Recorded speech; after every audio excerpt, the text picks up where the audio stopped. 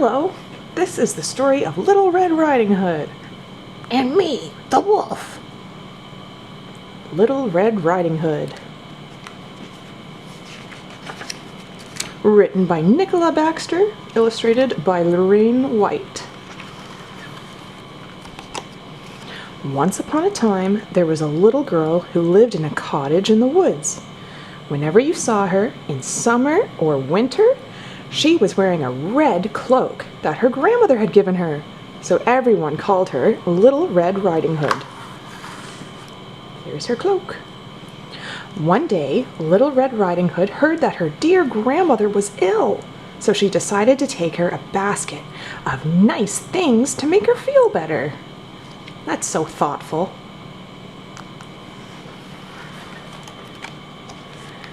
Goodbye, called Little Red Riding Hood's mother as the little girl set off along the path through the woods. Remember, Little Red Riding Hood, go straight there and don't talk to any strangers on the way. Okay, Mom, she says, and she heads down the path.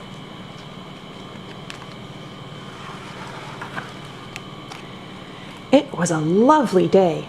Little Red Riding Hood enjoyed seeing all her animal friends as she walked along. Look at them all. I see one deer and two birdies.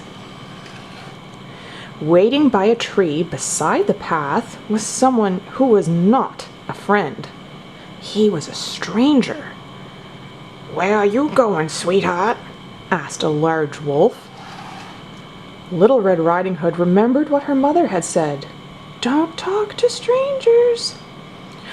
I'm going to my grandmother's house, sir, she said, but I can't stop to talk. Goodbye.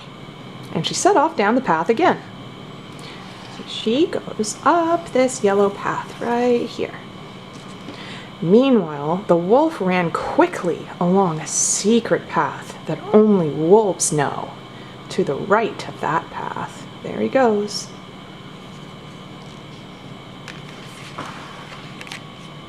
When Little Red Riding Hood reached her grandmother's house, she was surprised to find the door open. She crept inside so that she did not wake the old lady and went toward the bed. Her grandmother had their blankets pulled right up to her chin. But Little Red Riding Hood was still rather worried by the way that she looked.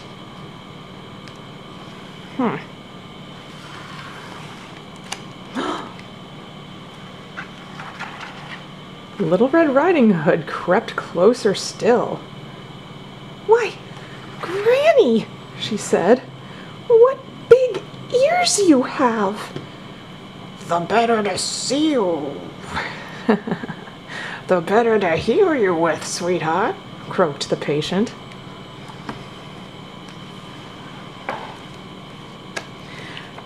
Something made the little girl feel even more anxious.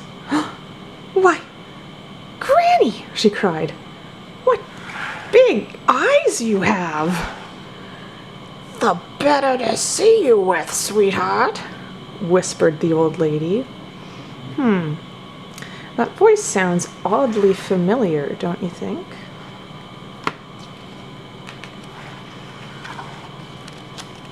As Little Red Riding Hood came right up to the bed, she felt certain that something was very wrong. Her gut told her so. Why, Granny, she gasped. What big teeth you have! Oh my goodness.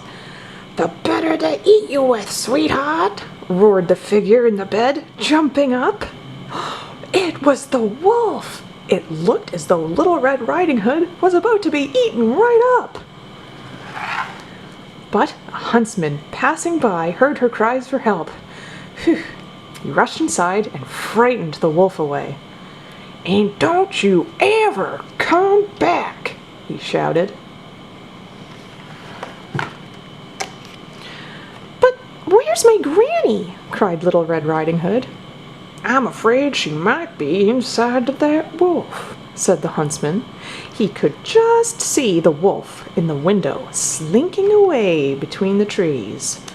But Little Red Riding Hood was not so sure. She's a fairly big granny, she said. That old wolf couldn't run so fast with her inside of him. Just then there was a little noise from the cupboard. Brave Red Riding Hood threw open the doors. "Granny!" she cried. "How are you feeling?" "Well, you know," said Granny, "I wasn't feeling very well before, but there's nothing like an adventure for making you feel better. Now, is that a double-decker chocolate cake in your basket?" I think so. Delicious. The end. 2 deer. 1, 2. And a little squirrel, a baby squirrel, a rabbit, butterflies, mushrooms, and 2 birdies. Subscribe to hear next week's story, The 3 Billy Goats Gruff. Thank you.